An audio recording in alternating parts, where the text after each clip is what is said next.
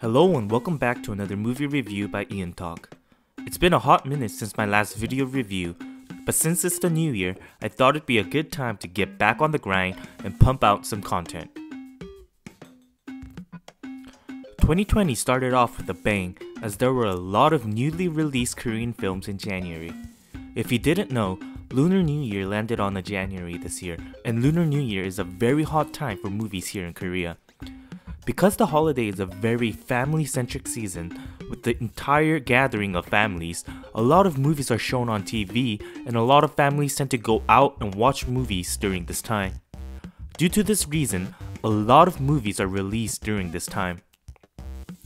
Last year, we had the likes of Extreme Job, Malmui, The Secret Mission, Hit and Run Squad, as well as Inside Me, all released in January 2019.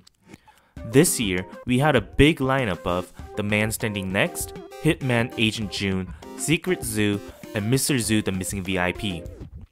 The first movie I'll be reviewing of 2020 is The Man Standing Next.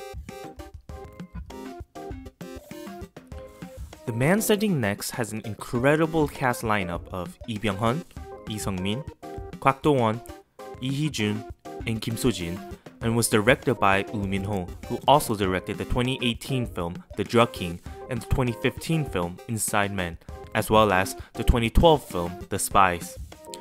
If you are familiar with Korean movies, I'm sure you have seen the actors in other films before, as they are some of the biggest names in Korean cinema. Also, I enjoyed director Woo Min-ho's past work Inside Men. Can't say the same thing for The Drug King though. The movie kind of gave the vibes of The Spy Gone North. Even from not watching the film itself, I thought it had a very similar feel to it. And sure enough, it did have that similar suspense and thrill, but I personally thought it was executed better than The Spy Gone North. Oh, and come to think of it, Lee Sung-min also starred in that as the leader of the country too. However, The Spy Gone North was focused more on North Korea, whereas The Man Standing Next is based on true events that took place in South Korea, more specifically, the historical event of the assassination of President Park of South Korea back in the 70s. October 26, 1979, the director of the Korean Central Intelligence Agency, Kim Kyu-pyong, assassinates the president of South Korea, Park. Just 40 days prior to the assassination, the former director of the KCIA, Park Yong-gak, stirs up great interest in Washington by claiming he'll reveal the truth about the South Korean regime to the world. In order to stop the actions of Park, the director of the KCIA, Kim, and the chief officer of the president, Kwak, start taking matters into their own hands. In the midst of this, loyalty to President Park becomes more and more divided, and situations get more and more out of hand. What led to the assassination of President Park? Why did Kim Kyu-pyong, who swore his life to protecting the president, decide to pull the trigger? Getting right into the review, let's first take a look at the good parts about the movie. First, the movie had background information regarding the situations before the movie officially began in the intro, which was very helpful for people that don't have much political background knowledge of South Korea. FYI, the movie was based on real events of President Park Chung-hee, who was the father of the former president Park Geun-hye, who was impeached in 2017 following findings of corruption.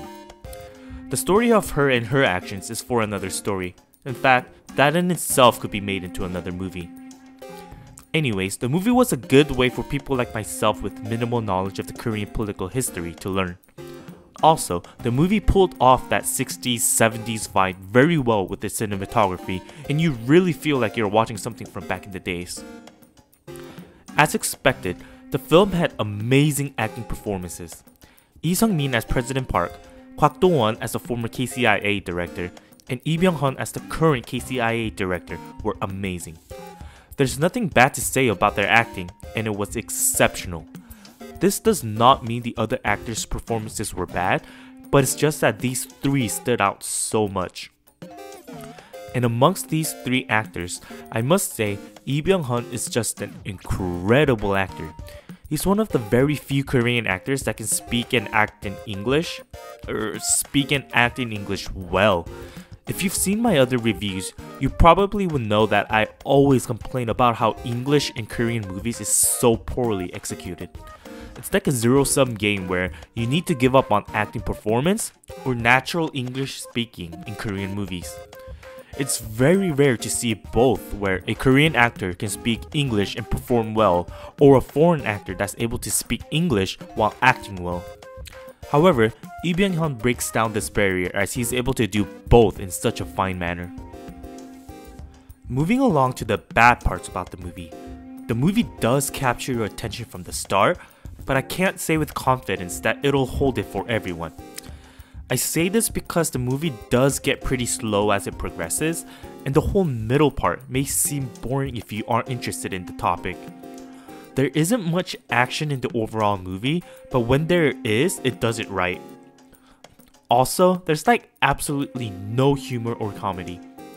The movie is very serious throughout, so if this isn't the type of movie you like, I can't say I'd recommend it to you. However, the movie does get very suspenseful, and the last 30 minutes was so intense.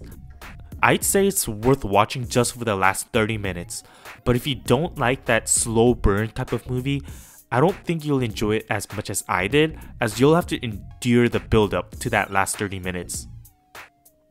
I mentioned before that it's a zero-sum game with English speaking and acting in Korean movies, and although Lee Byung-Hun pulled off an amazing performance, I can't say the same thing about the foreign actors.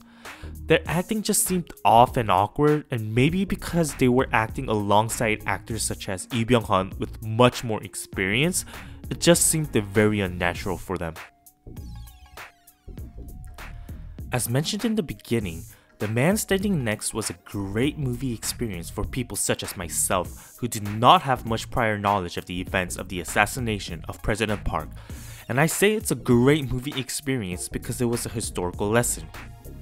Movies with topics such as this can very easily end up being tiring and boring, but The Man Standing Next was not only informative, but had intense suspense and thrill, and does a great job at showing how much South Korea and the government of South Korea has evolved over the years. The movie really sucks you in and keeps your attention throughout. It's the mysterious vibe that catches your attention at first, and the story and the acting that keeps it, and the suspense it gives near the end is the cherry on top. I give The Man Standing Next a ticket price value of $14. I definitely do recommend the movie, but just know that it does get pretty slow, but the build up is well worth it as the last 30 minutes is incredible. I'm so glad that the first movie I reviewed in 2020 was The Man Standing Next, and I'm very hopeful for more great movies to come out this year. If you enjoyed this movie review, be sure to give the video a thumbs up and subscribe to show me your support so that I can make more. Thank you to everyone that watched till the end, and I'll try to upload more reviews, both written and video, soon. Thank you. 여기 중정이야. 죽었다 죽었다 말해봐. 재밌는 거 아는 거 같은데. 저는 오로지 나의 사랑하는 조국의 민주주의를 위해서. 그 배신자 새끼를 어떻게 하는 게 좋겠나? 조용히 해결하겠습니다. 곽 실장이 또 땡크를 돌린 모양입니다. 여기는 네가 있을 자리 그런 자리가 아니야 이 새끼야! Are you the real thugs here?